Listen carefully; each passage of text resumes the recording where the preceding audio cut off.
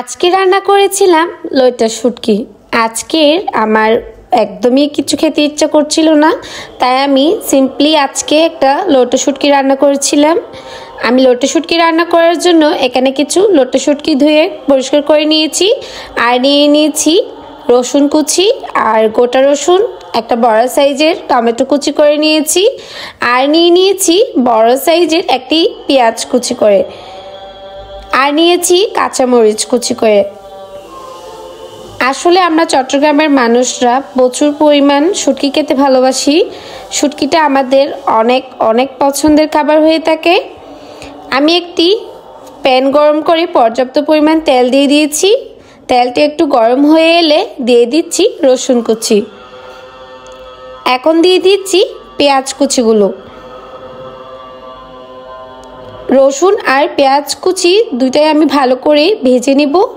আমার রেসিপিগুলো যদি ভালো লেগে থাকে আমার চ্যানেলটি সাবস্ক্রাইব করে রাখুন, পাশে থাকা বেল আইকনটি প্রেস করে রাখুন।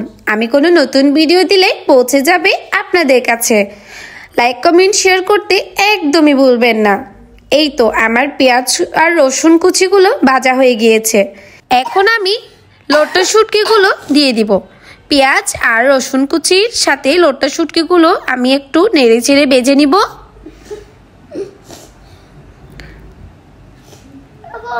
এক মিনিট ধরে ভাজার পরে খেয়াল করবেন লইট্টা শুটকির একটা অসাধারণ স্মেল আসছে। এখন দিয়ে দিচ্ছি গোটা রসুনগুলো। আমি আজকে 2 রকমের রসুন ইউজ করছি। আমি রসুন কুচি আর গোটা রসুন দুটোই আজকে দিয়েছি।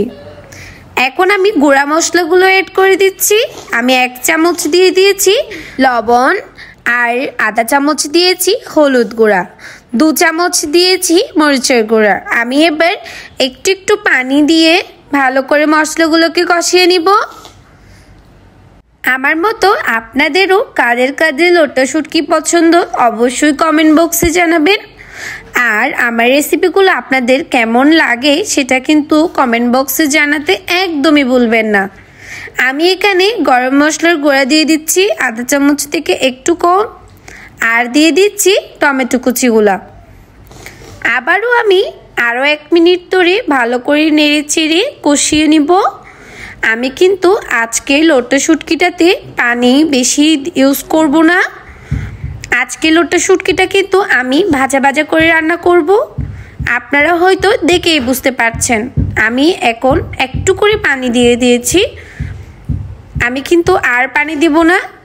আমি যদি পারতাম তাহলে কিন্তু রেসিপির সাথে সাথে সুঘ্রাণটাও আপনাদের সাথে শেয়ার করতাম। এত সুন্দর একটা স্মেল, কি বলবো, আমার তো এখনই খিদে লেগে গিয়েছে। আমি কিন্তু আজকে গরম গরম ভাতের সাথে এই লইট্টা শুটকিটা এনজয় করব। আমি এবার কাঁচামরিচের কুচিগুলো দিয়ে দিচ্ছি। আমি যেহেতু একটু ঝাল বেশি খাই, তাই সবসময় সব রেসিপিতে আমি কাঁচামরিচটা একটু বেশি ইউজ করি। আমার মনে হলো পানি একটু কম হয়েছে, আমি জাস্ট একটু করে পানি দিয়ে দিয়েছি।